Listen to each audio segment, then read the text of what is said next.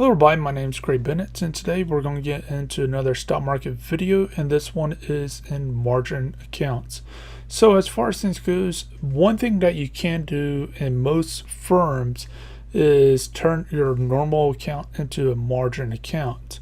Now, as far as was minimum requirements, what I found to be the normal across the board minimum requirements is about you need a minimum of $2,500 into the account itself, the investment account itself.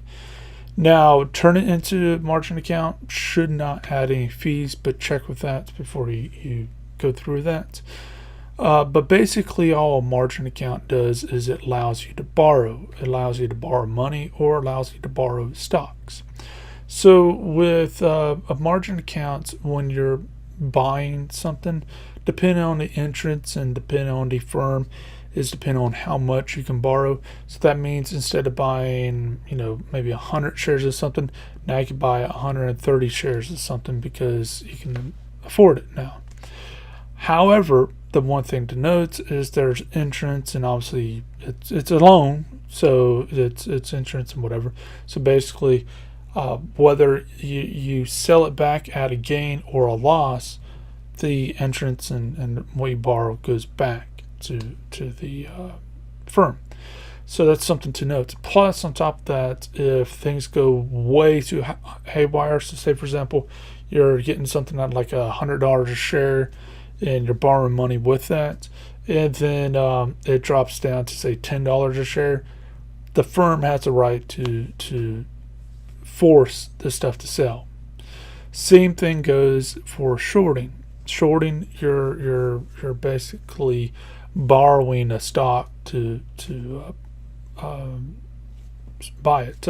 It's very complicated. I don't feel like that this is the right time for me to explain exactly what shorting is.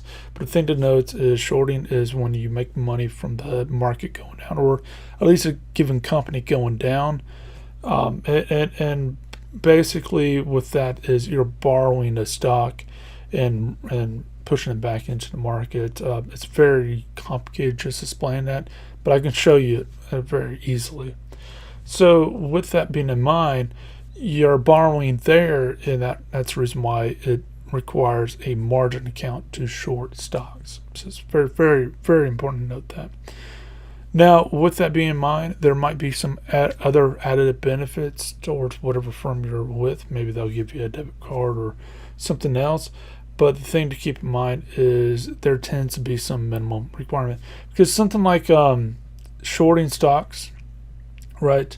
Since you're borrowing the stuff and you got to have the margin account for that, well, you think the stock is going to go down, but what happens? It goes from 100 to $1 billion. You're not going to be able to pay that off, and it's very obvious. So again, the firm is able to sell the stuff and basically get whatever money they can out of that. But the firm's not going to lose any money. Let's put it this way. The firm is not going to lose any money one way or another. So it's not something that you joke around and just fool around with if you're buying extra or selling extra stocks that you own. The fact of the matter, I dealt with it back in the day, and the fact of the matter is you got to be smart about it. There's just no two ways around it. But the firm, they will make sure they're not losing money. They'll, just like a bank foreclosing on a home, they'll get rid of the assets before it gets too risky for them. But with that in mind, feel free to go ahead and look this one up a little bit more. But if you got any questions, whatever else, then feel free to let me know, and I'll see you next video.